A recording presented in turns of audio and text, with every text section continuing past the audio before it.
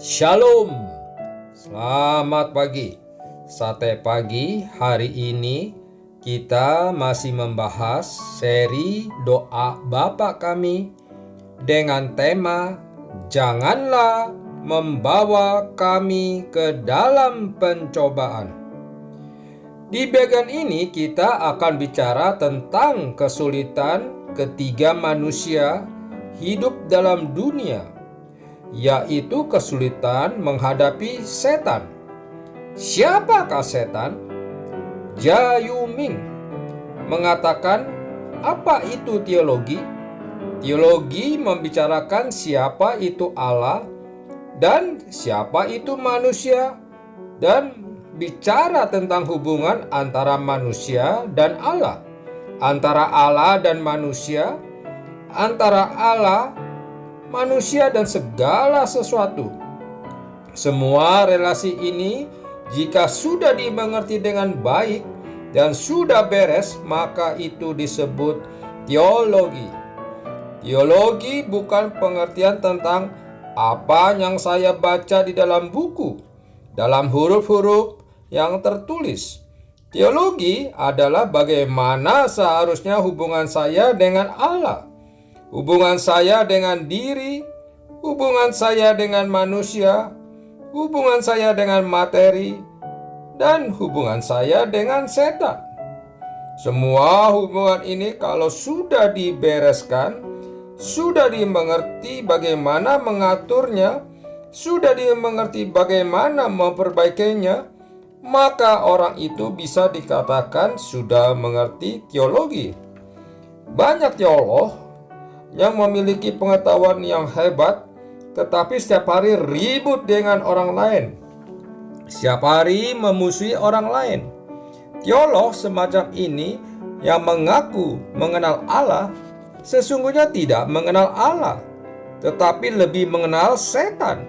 Di dalam dunia ini orang yang paling berani membunuh orang lain bukanlah orang ateis, tapi orang yang disebut agamawan. Tuhan akan menggelengkan kepala dan berkata, engkau yang tidak menjalankan, mempraktekkan cinta kasihku, engkau bukan saja tidak hidup seperti seorang manusia, bahkan engkau lebih jahat dari binatang.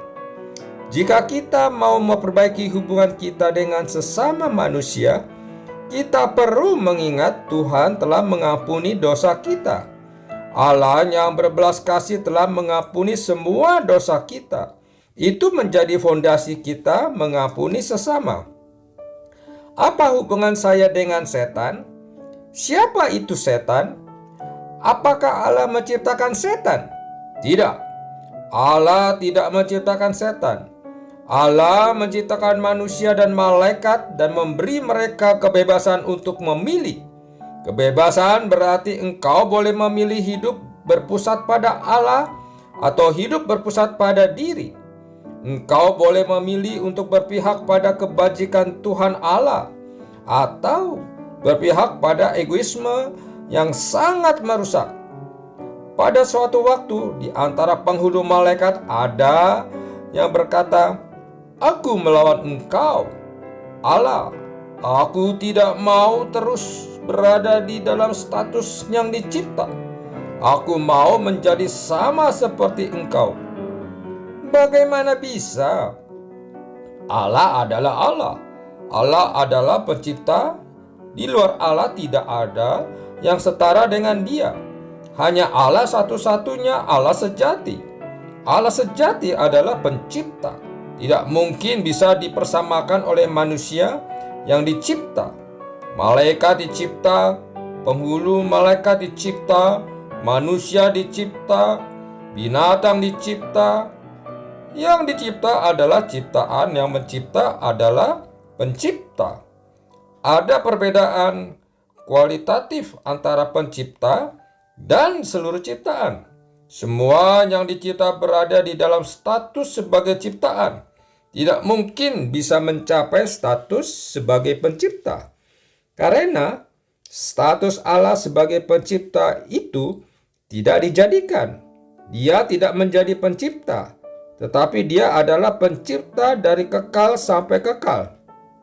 Maka setelah dicipta, semua yang dicipta berstatus ciptaan sampai selama-lamanya.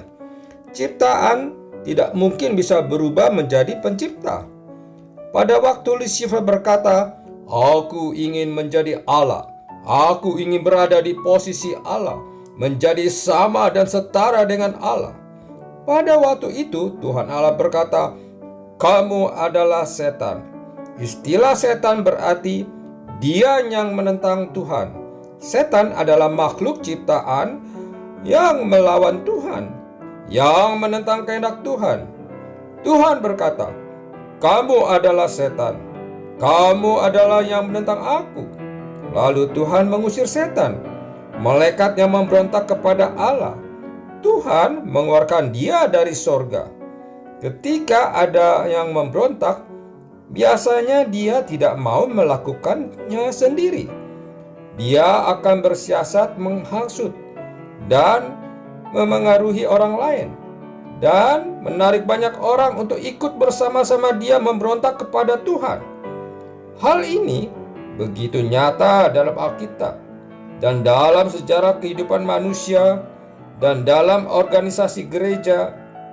Jika sudah ada pikiran atau benih dari setan yang membuat seseorang memberontak, orang ini akan mempengaruhi banyak orang lain untuk ikut memberontak bersamanya. Penghulu malaikat yang memberontak, yang menentang Allah, juga berusaha menarik banyak malaikat lain di bawahnya untuk mengikuti dia. Dia adalah pemimpin dari bala tentara surgawi. Dia adalah pemimpin dari dunia roh. Maka dia mempengaruhi banyak malaikat di bawahnya untuk mengikut dia memberontak kepada Tuhan. Angkanya selalu sepertiga. Di antara para malaikat yang diciptakan oleh Tuhan, ada sepertiga yang dipengaruhi oleh si setan atau melawan Tuhan.